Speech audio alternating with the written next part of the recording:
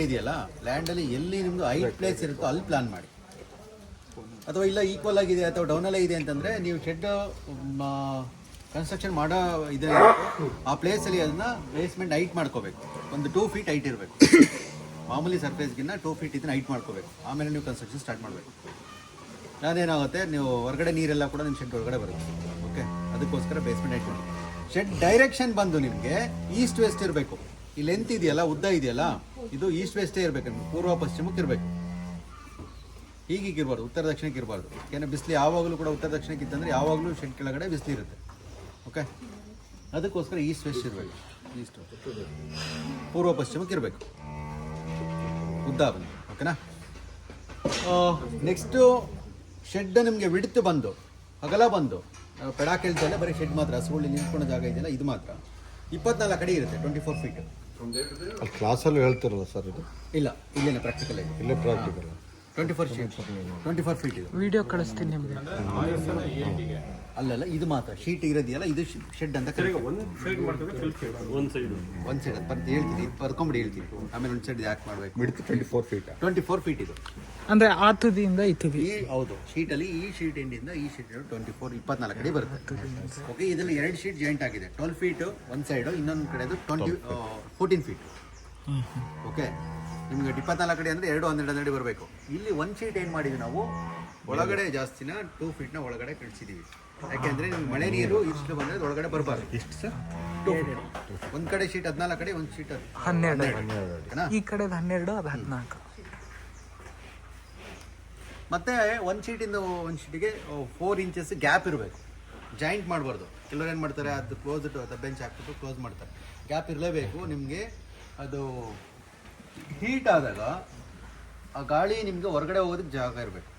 ಇಲ್ಲೇನಾಗುತ್ತೆ, ಗಾಳಿ ಹೊರಗಡೆ ಹೋಗಲಿಲ್ಲ ಅಂದರೆ ಈ ಶೆಡ್ ಕೆಳಗಡೆ ಹೀಟ್ ಜಾಸ್ತಿ ಇರುತ್ತೆ. ಓಕೆ, ಹಸ್ಗಳೋಗಿ ಈಸ್ಟ್ ಸತ್ತ ಹೋಗಿ. ಗ್ಯಾಪ್ ಎಷ್ಟು ಸರ್? 4 ಇಂಚಸ್. ಅದು ಹಿಂಗೆ ಮಾಡುವಾಗ ಇದು ಸ್ವಲ್ಪ ಹಿಂಗೆ ಎಳ್ಕೊಂಡ್ರೆ ಆಯ್ತಲ್ಲ. ಸರ್ ಓಕೆನಾ. ಅದಕ್ಕಿಂತ ಜಾಸ್ತಿ ಮಾಡಿದ್ರೆ 4 ಇಂಚಿಗಿಂತ ನೀರು ಒಳಗೆ ಬರೋ ಚಾನ್ಸಸ್ ಇರುತ್ತೆ. ಇದು ವೆಟ್ ಆಗ್ಬಿಡುತ್ತೆ ನಿಮಗೆ. ಓಕೆನಾ. 4 ಇಂಚ್.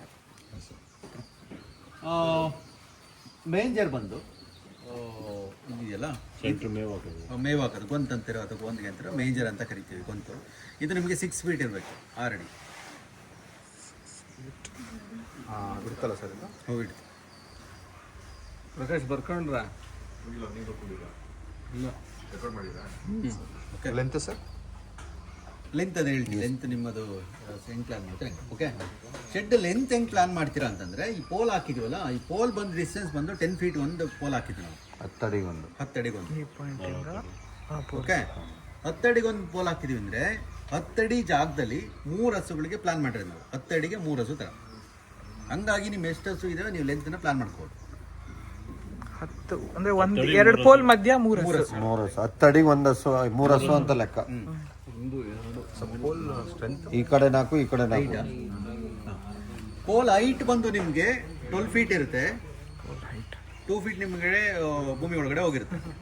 ಓಕೆ, 10 ಅಡಿ ಮೇಲ್ಗಡೆ ಸಿಗುತ್ತೆ ನಿಮಗೆ. ಟೋಟಲ್ 12. ಸೆಂಟ್ರ್ ನಿಮಗೆ 1 ಫೀಟ್ ಅಥವಾ 1 ಪಾಟ ನೋಡ್ಕೊಳ್ಳಿ. ಅವ್ರಿಗೆ ಹೇಳಿದ್ರೆ ಅವ್ರು ಮಾಡ್ಕೊಡ್ತಾರೆ ನಿಮಗೆ.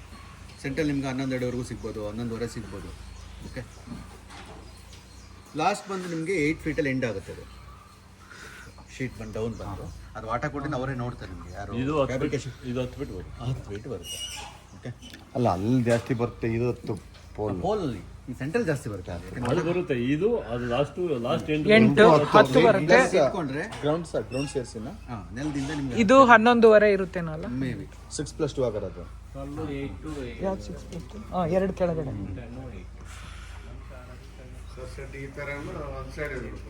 ಹಾಂ, ಅದಾಗಲೇ ಅದನ್ನ ಹೇಳ್ತೀನಿ. ಓಕೆ,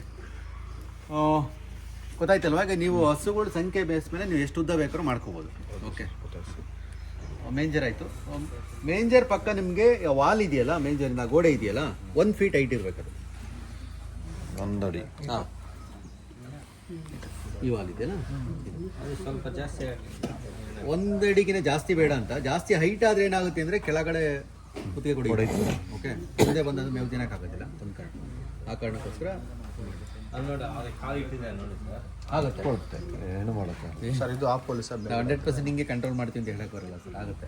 ಓಕೆ, ಹೆಂಗೋ ಇನ್ನು ಪೈಪ್ ಅಲ್ಲ ಇನ್ನು ಬೇರೆ ಥರದ್ದು ಬರುತ್ತೆ ನಿಮಗೆ ಇದು ಎಕ್ಸ್ ಶೇಪಲ್ಲಿ ಮಾಡ್ತಾ ಹೋಗ್ತಾರೆ ನೋಡಿಬೋದು ನೀವು ಬರೀ ಕತ್ ಮಾತ್ರ ಒಳಗಡೆ ಬರುತ್ತೆ ಕಾಲು ಇಡೋಕ್ಕಾಗೋದಿಲ್ಲ ಅದನ್ನು ಬೇಕಾದ್ರೆ ನೀವು ಮಾಡಿಸ್ಬೋದು ನೋಡಿ ನಾವು ಈ ಥರ ಬೆಟರ್ ಅಂತ ಇದು ಮಾಡಿಸಿದ್ವಿ ಓಕೆ ಇಟ್ಕೊಂಡು ತಿನ್ಲಿ ಬಿಡಿ ಪಾಪ ಅಂತ ಏನು ಮಾಡೋಕ್ಕಾಗಲ್ಲ ಸ್ಕೂಲ್ ನಾವು ಹಿಂಗೆ ಅದು ಪ್ರಾಣಿಗಳು ಏನು ಮಾಡೋಕ್ಕಾಗಲ್ಲ ಓಕೆ ಓಕೆ ಇನ್ನು ನೆಕ್ರೇಲ್ಸ್ ಇದು ಹಾಕಿದ್ದೀವಲ್ಲ ಇದು ಪೈಪ್ ಇದೆಯಲ್ಲ ಇದು ನೆಕ್ರೇಲ್ಸ್ ಅಂತ ಕರಿತೀವಿ ಇದು ಹೈಟ್ ಬಂದು ನೆಲದಿಂದ ನಿಮಗೆ 3 ಅಡಿ ಹೈಟ್ ಬರುತ್ತೆ ಫೈನಲ್ ಇಲ್ಲಿ ಬರುತ್ತೆ 3 ಅಡಿ ಹೈಟ್ ಬರುತ್ತೆ ಮತ್ತು ಇಲ್ಲೂ 2 ಅಡಿಗೆ ಇದು 1 ಅಡಿ ನಿಮಗೆ ಅಡ್ಜಸ್ಟ್ಮೆಂಟ್ ಇರಬೇಕು ಹಾಂ ಹಾಂ ನೆಕ್ರೇಲ್ಸ್ ಬಂದು ನಿಮಗೆ ನೆಲದಿಂದ ನಿಮಗೆ 2 ರಿಂದ 3 ಅಡಿ ಇನ್ ಬಿಟ್ವೀನ್ ಬರುತ್ತೆ ಅದು 1 ಫೀಟ್ ನಿಮಗೆ ಅಡ್ಜಸ್ಟ್ಮೆಂಟ್ ಇರಬೇಕು ಹಸುಗಳು ನಾವು ಆ ಕಡೆಯಿಂದ ಈ ಕಡೆ ಚೇಂಜ್ ಮಾಡ್ತಿದ್ವಿ ಲ್ಯಾಕ್ಟೇಷನ್ ವೈಸು ಅವಾಗ ಅದು ಮೇಲೆ ಕೆಳಗೆ ಮಾಡ್ಕೊಳಂಗಿರ್ಬೇಕು ನಮಗೆ ಲೂಸ್ ಮಾಡಿದ್ರೆ ಇಲ್ಲಾಂದ್ರೆ ಏನಂತ ಫಿಕ್ ಮಾಡಿಸ್ಬಿಟ್ರೆ ನಾವು ವೆಲ್ಡ್ ಮಾಡಿಸಿದ್ರೆ ಏನಾಗುತ್ತೆ ಹಸುಗಳು ಹೈಟು ಇದು ವೇರಿಯೇಷನ್ ಆದಾಗ ಭುಜ ಎಲ್ಲ ಗಾಯ ಮಾಡ್ಕೊಂತಾರೆ ಓಕೆ ಅದು ಅಡ್ಜಸ್ಟ್ಮೆಂಟ್ ಇರೋ ಥರ ಮಾಡ್ತಾರೆ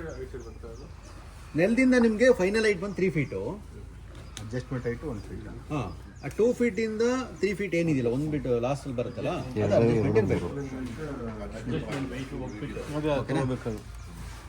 ನೆಕ್ಸ್ಟು ಆ ನೆಕ್ರೇಲ್ಸ್ ಯಾವತ್ತೂ ಕೂಡ ನಾವು ಪೋಲ್ಗೆ ವೆಲ್ಡ್ ಮಾಡಿಸ್ಬಾರ್ದು ಪೋಲಿಂದ ಅರ್ಧ ಅಡಿ ಮುಂದಕ್ಕೆ ಇರಬೇಕು ಮಾಡಿಸಿದೀವಲ್ಲ ಈ ಪೋಲ್ ಇದೆಯಲ್ಲ ಈ ಪೋಲಿಂದ ಮುಂದಕ್ಕೆ ಅರ್ಧ ಅಡಿ ಇರಬೇಕು ಕೆಲವ್ರು ಏನು ಮಾಡ್ತಾರೆ ಪೋಲ್ಗೆ ವೆಲ್ಡ್ ಮಾಡಿಸ್ತಾರೆ ಅವಾಗ ಹಸು ಮುಂದೆ ಬಂದು ಮೇವು ತಿನ್ನಕ್ಕಾಗೋದಿಲ್ಲ ಮತ್ತೆ ಏನಿದು ಇದನ್ನೆಲ್ಲ ಕೂಡ ಭುಜನೆಲ್ಲ ಗಾಯ ಮಾಡ್ಕೊಂಡು ಪೋಲಿಂದ ಮುಂದೆ ಇರಬೇಕು ಅರ್ಧ ಅಡಿ ಮುಂದೆ ಇರೋದು ಓಕೆನಾ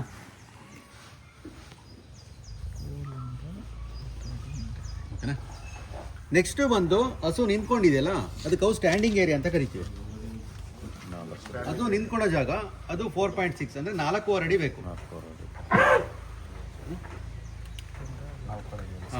ಕೌ ಸ್ಟ್ಯಾಂಡಿಂಗ್ ಏರಿಯಾ ಬಂದು 4.5 ಅಡಿ ಕೆಲವ್ರು ಕೇಳ್ಬೋದು ಸರ್ 5 ಅಡಿ 6 ಅಡಿ ಮಾಡಿಸಿದ್ರೆ ಬೆಟರ್ ಅಲ್ವಾ ಅಂತ ಅಲ್ಲಿ ಮಾಡ್ಸಿರೋದು ಏನಕ್ಕೆ ಅಂದ್ರೆ ಅದು ಸ್ಟ್ಯಾಂಡಿಂಗ್ ಏರಿಯಾ ಬರೀ ಮೇವು ತಿನ್ಕೊಳ್ಳೋ ಜಾಗ ಅದು ಇಲ್ಲೇ ನಾವು 5 ಅಡಿ 6 ಅಡಿ ಮಾಡಿಸೋದು ಏನಾಗುತ್ತೆ ಹಸು ಅಲ್ಲೇ ಮಲ್ಕೊಂಡು ಬೇರೆ ಹಸುಗಳು ಬಂದು ಮೇವು ತಿನ್ನೋಕ್ಕಾಗೋದಿಲ್ಲ ಅದು ಸಮಸ್ಯೆ ಆಗುತ್ತೆ ಒಂದು ನೀವು ಎಷ್ಟೇ ದೊಡ್ಡ ಹಸು ಆದರೂ ಕೂಡ ನಿಂತ್ಕೊಂಡು ಮೇವು ತಿನ್ಬೇಕಾದ್ರೆ ಸಗಣಿ ಹಾಕಿದ್ರೆ ಸೀದಾ ಡಂಗ್ ಚಾನಲ್ ಬೀಳುತ್ತೆ ನಿಮಗೆ ಕ್ಲೀನ್ ಮಾಡ್ಕೊಳಕ್ಕೆ ಈಸಿ ಆಗುತ್ತೆ ಜಾಸ್ತಿ ಉದ್ದ ಮಾಡಿದ್ರೆ ಅಲ್ಲೇ ತುಳಿಯುತ್ತೆ ಗಲೀಜು ಮಾಡ್ಕೊಳುತ್ತೆ ಎಲ್ಲ ಮಾಡ್ಕೊಂಡು ಈ ಥರ ಸಮಸ್ಯೆ ಆಗುತ್ತೆ ಅನ್ನೋ ಕಾರಣಕ್ಕೆ ಅದು 4.6 ಇರಬೇಕಂತ ಹೇಳ್ತೀವಿ ಅದು ನೀವು 1 ಇಂಚ್ ವಾಟ ಇಟ್ಕೊಳ್ಳಿ ಅಕಸ್ಮಾತ್ ಸಗಣಿ ಅಥವಾ ಗಂಜಿ ಬಿದ್ದು ಕೂಡ ನಿಮ್ಮ ಆ ಕಡೆ ಬರುತ್ತೆ ಓಕೆ ಜಾಸ್ತಿನೂ ಇಡ್ಬೋದಾ ಸಾಕು 1 ಇಂಚು ಜಾಸ್ತಿ ಡೌನ್ ಆದರೆ ನಿಮಗೆ ಕಾಲು ಜಾರು ಸಮಸ್ಯೆಗಳಾಗುತ್ತೆ ಓಕೆ ಇನ್ನು ಡಂಗ್ ಚಾನಲ್ ಬಂದು ನಿಮಗೆ 1.5 ಅಡಿ ಇರುತ್ತೆ 1.6 ಆಗಲ್ಲ ಓಕೆ ಡಂಗ್ ಚಾನಲ್ ಬಂದು ಸಗಣಿ ಹೋಗ್ತಕ್ಕಂಥ ಚಾನಲ್ ಇದೆಯಲ್ಲ ಕಾಲುವೆ ಇದೆಯಲ್ಲ 1.6 1.5 ಅಡಿ ಅಗಲ ಬಂದು ಓಕೆ ಡೀಪ್ ಬಂದು ನೀವು ವಾಟ ಇಟ್ಕೊಳ್ಳಿ ಸ್ಟಾರ್ಟಿಂಗಲ್ಲಿ 1 ಇಂಚ್ ಇಟ್ಕೊಳ್ಳಿ ಡೆಡ್ ಎಂಡಲ್ಲಿ ನೀವು 3 ಇಂಚಸ್ ಇಟ್ಕೊಳ್ಳಿ ಡೀಪ್ ಸರ್ ಸ್ಟಾರ್ಟಿಂಗಲ್ಲಿ 1 ಇಂಚು ಲಾಸ್ಟಲ್ಲಿ ನಿಮಗೆ 3 ಇಂಚಸ್ ಮಾಡಿ ಅಥವಾ ನಾವಿಲ್ಲಿ ಏನು ಮಾಡಿದ್ವಿ ಅಂದರೆ ಶೆಡ್ನ ನಾವು ಬೇಸ್ ರೆಡಿ ಮಾಡ್ಕೋಬೇಕಾದ್ರೆ ವಾಟ ಇಟ್ಬಿಟ್ಟಿದ್ವಿ ಅದನ್ನು ಶೆಡ್ನ ಒಂದು ಕಡೆ ವಾಟ ಇಟ್ಟಿದ್ವಿ ಅಂದರೆ ಸ್ಲ್ಯಾಂಟ್ ಆಗಿದೆ ಹಂಗೆ ಹೋಗುತ್ತೆ ಓಕೆ ಹೆಂಗೆ ಬೇಕಾದ್ರೂ ಮಾಡ್ಬೋದು ಓಕೆ ಗೊತ್ತಾಗಲ್ಲ ಅದು ಹ್ಞೂ ಗೊತ್ತಾಗಲ್ಲ 3-4 ಇಂಚಸ್ ಎಲ್ಲ ಗೊತ್ತಾಗಲ್ಲ ಓಕೆ ಯಾವುದು ಹಸು ನಿಂತ್ಕೊಳ್ಳೋದಾಗಲ್ಲ ಸಗಣಿ ಹೋಗೋದಾ 1.5 ಅಡಿ ಸರ್ ಆ ಕಡೆ ಮಾಡಿ ಪಕ್ಕದ ಮಾಡಿದ್ದೀರಾ ಪಕ್ಕದ್ದು ವಾಕಿಂಗ್ ಸ್ಪೇಸ್ ಅಂತ ಕರಿತೀವಿ ಅದು ಬಂದು ನಿಮಗೆ 2 ಫೀಟ್ ಇರಬೇಕು ಅಲ್ಲಿ ಕಾಂಕ್ರೀಟ್ ಮಾಡಿಸಿದ್ರೆ ಪಕ್ಕ ಅದನ್ನು ಮೇಡ್ ಆಗಿರೋದು ವಾಕಿಂಗ್ ಸ್ಪೇಸ್ ಅಂತ ಡಂಗ್ ಚಾನಲ್ ಪಕ್ಕದ್ದು ಅಲ್ಲೊಂದು 2 ಫೀಟ್ ಅಥವಾ 3 ಫೀಟು ನೀವು ಕಾಂಕ್ರೀಟ್ ಮಾಡಿಸ್ಬೋದು ಅಥವಾ 4 ಫೀಟ್ ಮಾಡಿಸ್ಬಿಟ್ಟು ಏನು ಸಮಸ್ಯೆ ಇಲ್ಲ ಮಾಡಿಸ್ಬೋದು ಎಷ್ಟು ಸರ್ ವಾಕಿಂಗ್ ಚಾನಲ್ ಎಷ್ಟು ಫೀಟ್ ಅದು ವಾಕಿಂಗ್ ಸ್ಪೇಸ್ ನಿಮಗೆ 2 ಅಡಿಯಿಂದ 4 ಅಡಿವರೆಗೂ ಮಾಡಿಸ್ಬೋದು ನಿಮ್ಮ ಇಷ್ಟ ಅದು ಯಾಕೆ ಅಂತಂದರೆ ಆ ಪಕ್ಕದಲ್ಲಿ ಏನು ಕಾಂಕ್ರೀಟ್ ಮಾಡಿಸ್ಬೇಕಂತಂದರೆ ನಾವು ಶೆಡ್ ವಾಶ್ ಮಾಡಿದಾಗ ಪಕ್ಕದಲ್ಲಿ ಮಣ್ಣಿತ್ತಂದರೆ ಮಣ್ಣೆಲ್ಲ ಕೂಡ ನಿಮ್ಮ ಜೊತೆ ಬರುತ್ತೆ ಮತ್ತೆ ಏನಾಗುತ್ತೆ ಪೂರ್ತಿ ಏನಾಗುತ್ತೆ ಕೆಸರಾಗೋದೆಲ್ಲ ಆಗುತ್ತೆ ಅದಕ್ಕೋಸ್ಕರ ಒಂದು 2 ಫೀಟ್ ನಿಮಗೆ ಅಲ್ಲಿ ಕಾಂಕ್ರೀಟ್ ಮಾಡಿಸ್ಕೊಳ್ಳಿ ಓಕೆ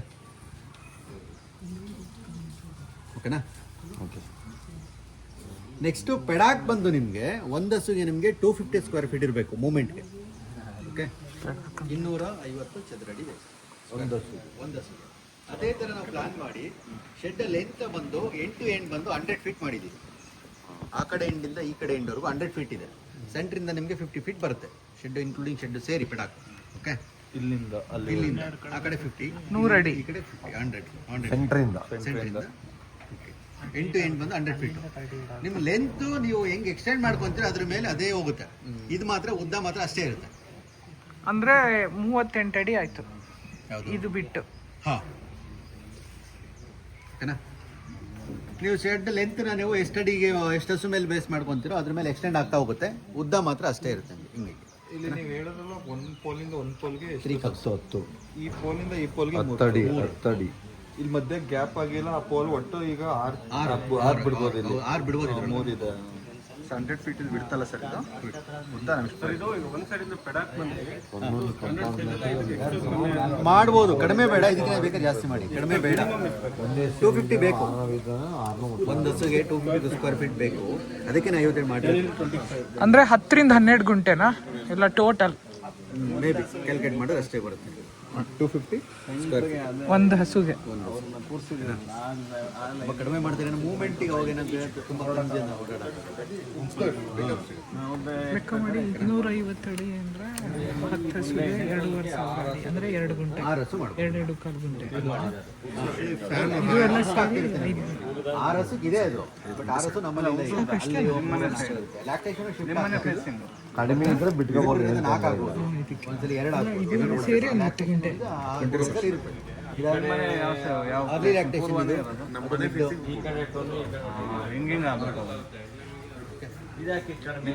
ಇದು ಕಾಫ್ ಇದು ಕಾಫ್. ಯಾಕಂದ್ರೆ ಇದು 6 ಫೀಟ್ ಯಾಕೆಂದ್ರೆ 2 ಫೀಟ್ ನಿಮಗೆ ಫೀಡ್ ಮಾಡ್ತೀರಿ, 2 ಫೀಟ್ ಅಲ್ಲ 6 ಅಡಿ, ಜಾಸ್ತಿ ಬಂದಿರುತ್ತೆ. 2 ಕಡೆಗಿದ್ರೆ 6 ಅಡಿ, 4 ಅಡಿ. ವಾಲ್ ಕ್ಲೋಸ್ ಮಾಡಿರ್ತಾರೆ ಒಂದು ಸೈಡ್ ಕ್ಲೋಸ್ ಆಗಿದೆ. ಡೆಡ್ ಎಂಡ್ ಅವ್ರದ್ದು ಲ್ಯಾಂಡ್ ಇಲ್ಲಿಂದ ಈ ಕಡೆ ವಾಲ್ ಮಾಡ್ಕೊಂಡು ಈ ಕಡೆ ಸರ್ ಇದೆಲ್ಲ ಖರ್ಚು ವೆಚ್ಚ ಎಷ್ಟಾಗುತ್ತೆ ಸರ್? ಇದು ವ್ಯಾಕ್ಯೂಮ್ ಪೈಪ್ಗಳು ಬಿಟ್ಟಿದ್ದೀರಲ್ಲ, ಇದು ನಾವು 6 ಫೀಟ್ ಹೈಟ್ ಮಾಡಿದ್ದೀವಿ. ಅದು ನಿಮ್ಮ ಪ್ಲೇಸಲ್ಲಿ ನೋಡ್ಕೊಳ್ಳಿ, ಸೆಕ್ಯೂರಿಟಿ ಹೆಂಗಿರುತ್ತೆ ನೋಡ್ಕೋಬೇಕು. 8 ಫೀಟ್ ಬೇಕಾ ಅಥವಾ 10 ಫೀಟ್ ಬೇಕಾ ನೋಡ್ಕೊಳ್ಳಿ. ಅಥವಾ ಇನ್ನು 8 ಫೀಟ್ ಮಾಡಿ ಮುಂದ್ಗಡೆ ಪ್ರೊಜೆಕ್ಷನ್ ಕೊಡ್ತೀರಾ, ಫಾರೆಸ್ಟ್ಗಳಲ್ಲಿ ಮಾಡ್ತಾರೆ, ಚಿರತೆ ಆ ಥರದ್ದೆಲ್ಲ ಇದು ಮಾಡ್ಬೋದು. ಅದನ್ನು ಬೇಕಾದ್ರೆ ಮಾಡ್ಬೋದು. ನಿಮ್ಮ ಭಾಗದಲ್ಲಿ ಯಾವ ಥರ ಸೇಫ್ಟಿ ಮಾಡ್ಕೋ ಅದು ನೋಡ್ಕೊಳ್ಳಿ. ಎಷ್ಟು ಇದು? 6 ಫೀಟ್ ಅಷ್ಟೇ ಇದೆ. ಓಕೆ, ಚೈನ್ ಲಿಂಕ್ ಮೆಶ್ ಹಾಕಿದ್ದೀವಿ. 10 ಫೀಟ್ಗೆ ಒಂದು ಪೋಲ್ ಹಾಕೊಂಡು ಹೋಗಿ. ಯಾವುದೋ ರೌಂಡ್ ಹೈಟ್ ಆಕ್ಚುಲಿ ಹಂಗೆ ಮಾಡಬಾರ್ದು. ಶೆಡ್ ನೆಟ್ ಹಾಕೋದು, ತಗಡು ಹಾಕೋದು ಮಾಡಬಾರ್ದು. ಗಾಳಿ ಮೂವ್ಮೆಂಟ್ ಇರುತ್ತೆ, ಹೀಟ್ ಜಾಸ್ತಿ ಆಗ್ತಾ ಹೋಗುತ್ತೆ. ಹಸುಗಳು ಏನಾದ್ರು ಹೊರಗಡೆ ನೀಟಾಗಿ ಕಾಣ್ತಾ ಇದ್ರೆ ಏನಾಗುತ್ತೆ, ಹೆಲ್ತ್ ಚೆನ್ನಾಗಿರುತ್ತೆ, ಗಾಳಿ ಮೂವ್ಮೆಂಟ್ ಚೆನ್ನಾಗಿರುತ್ತೆ. ಕ್ಲೋಸ್ ಮಾಡಿಬಿಟ್ರೆ ಗಾಳಿ ಒಳಗಡೆ ಮೂವ್ಮೆಂಟ್ ಆಗುತ್ತೆ. ನೋಡಿ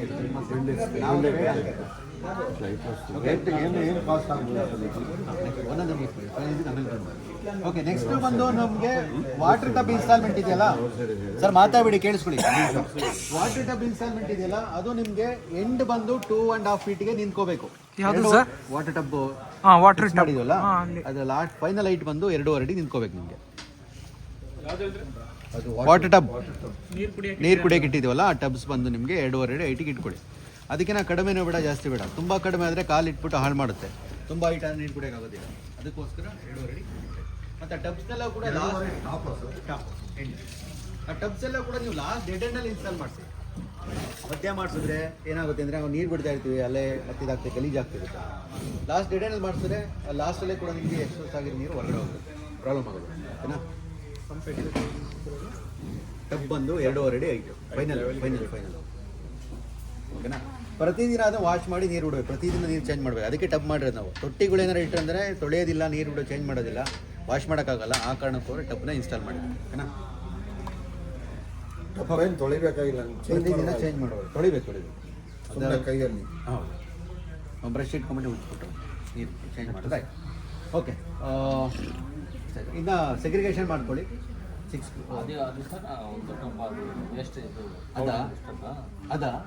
ಅದು ನಿಮಗೆ ರಾಕ್ ಸಾಲ್ಟ್ ಹಾಕ್ತೀವಿ. ಸಾಲ್ಟ್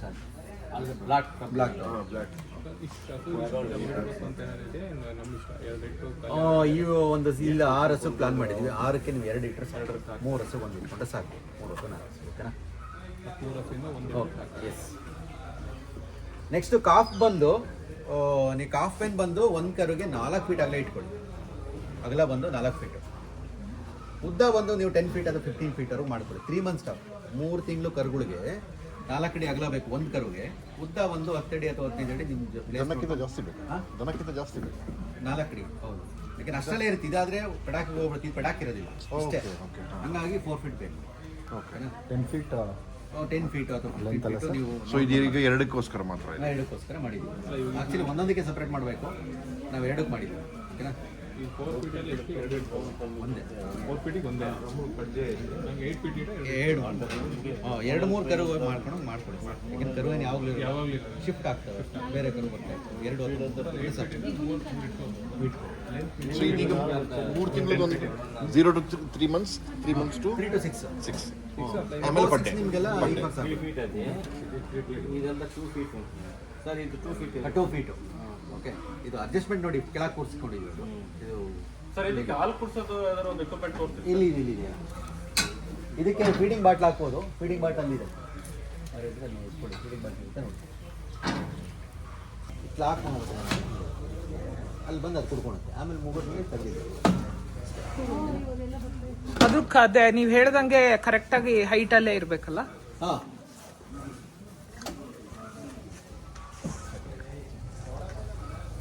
ಇಲ್ಲ ಬಕೆಟ್ ಸಿಸ್ಟಮ್ ಆರಂಭ ಮಾಡ್ಬೋದು. ಒಂದು ಕರುಗೆ ನೀವು 4 ಅಡಿ ಮಾಡ್ಕೊಂಡ್ರೆ ಅಗಲ ಮಾಡ್ಕೊಂಡ್ರೆ 3 ಬಕೆಟ್ ಮಾಡ್ಬೋದು. ಹಾಲಿಂದ ನೀರಿಂದ ಒಂದು ಕಾಫ್ ಸ್ಟಾರ್ಟು ಮಾಡ್ಬೋದು. ಫೀಡಿಂಗ್ ವಾಟರ್ ಬೇಡ ಅಂದ್ರೆ ಹಂಗೂ ಕೂಡ ಮಾಡ್ಬೋದು.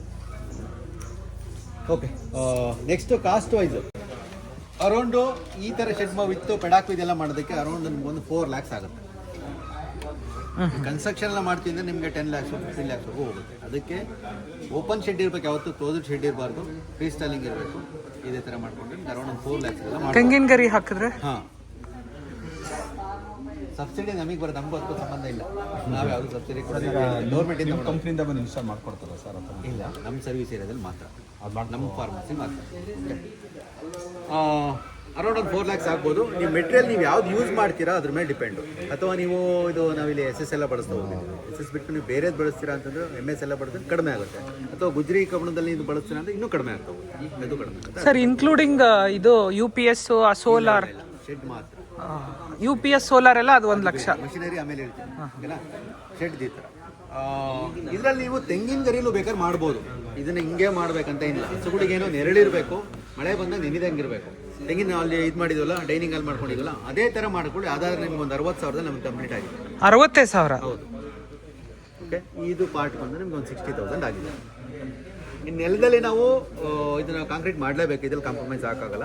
ಫೀಡಿಂಗ್ ಇರೋ ಚೆನ್ನಾಗಿರಬೇಕು, ನೀಟಾಗಿ ಕ್ಲೀನ್ ಮಾಡ್ಕೊಂಡು ಕಾಂಕ್ರೀಟ್ ಬೇಕು. ಇನ್ನು ಪೆಡಾಕಲ್ಲೂ ಕೂಡ ಕೆಲವೊಂದು ಕಡೆ ನಾವು ಮಾಡಿಸಿದ್ವಿ. ನಿಮ್ಗೆ ಸೇಫ್ಟಿ ವೈಸು ಅಡಿಕೆ ದಬ್ಬಿನಲ್ಲೂ ಕೂಡ ನಾವು ಸುತ್ತ ಪೆಡಾಕ್ ಮಾಡಿಸಿದ್ವಿ.